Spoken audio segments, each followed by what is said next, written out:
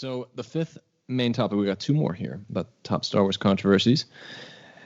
The fifth one might not be what you expect, but I put it in here because I was thinking about the time period that this movie came out, and that is The Empire Strikes Back.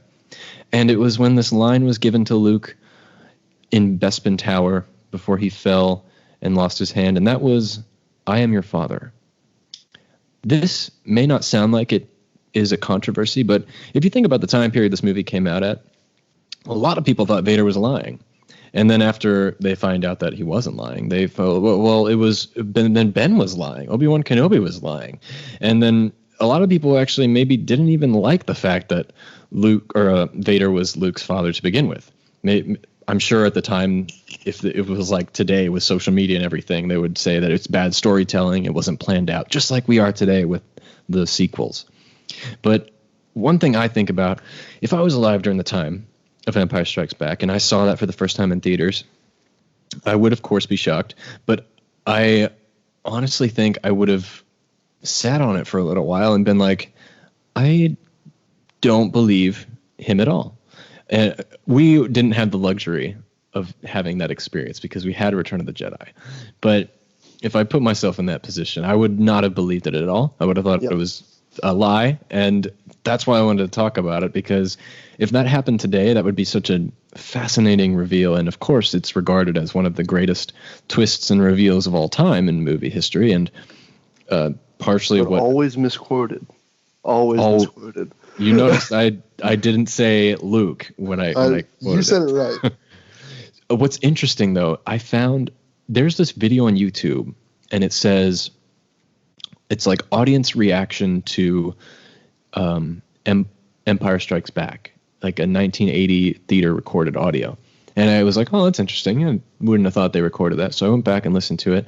And in that recording, someone edited it so it says, "No, Luke, I am your father." And then it's some random audience like reacting to it. So it's fake, guys. It's fake. That's part of the controversy too.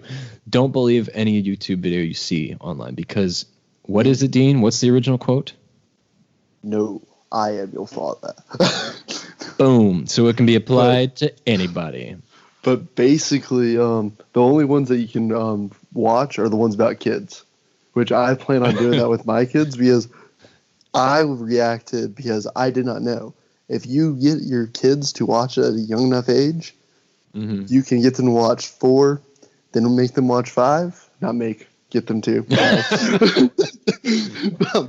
Get them to, and then you can actually see the reaction, because you can go and watch kids' reactions where like they were young kids and they waited till they were the same age so they would watch it like together. Like it's a older sister and brother. I don't know if you've seen this one, and their jaws just drop. It's adorable. It makes you laugh, and it's like you actually got to see like how it happened. Like, and then the daughter turns to the dad and starts asking, "No, that's not real, is it?"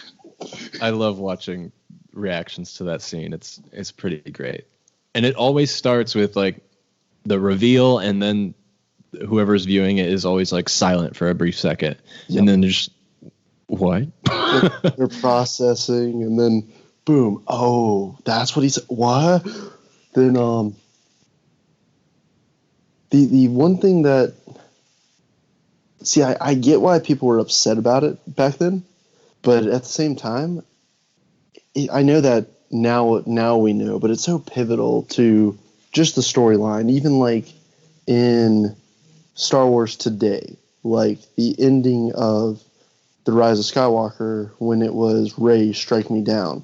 In the book, it says Rey strike me down, and then you don't have, once Luke tried doing the same, but he had his father to save him.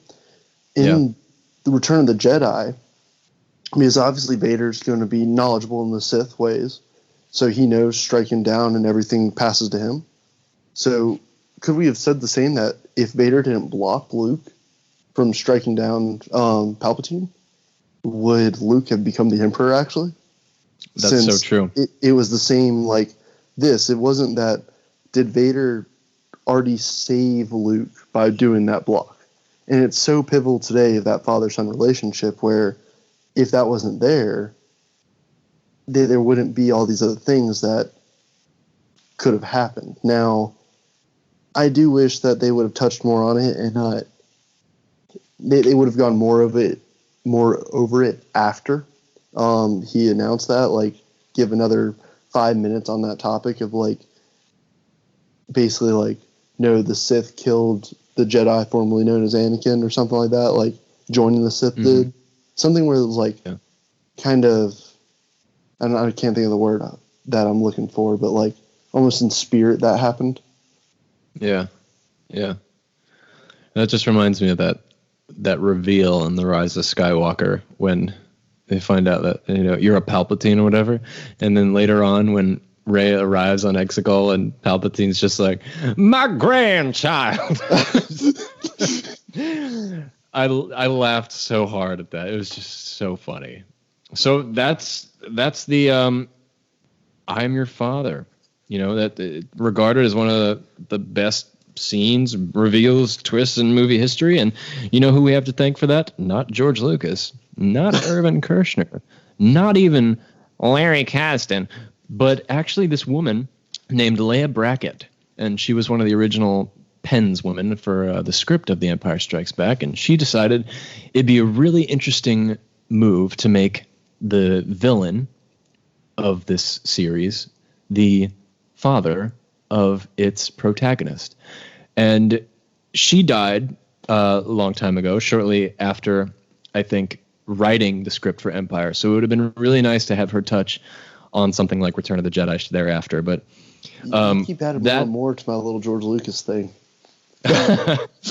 If you want to know more about Leigh Brackett, please go back and listen to my Females of the Force episode. It's one of the earlier episodes in this podcast, but we talk a little bit about her, along with some other fantastic females who have helped make Star Wars great.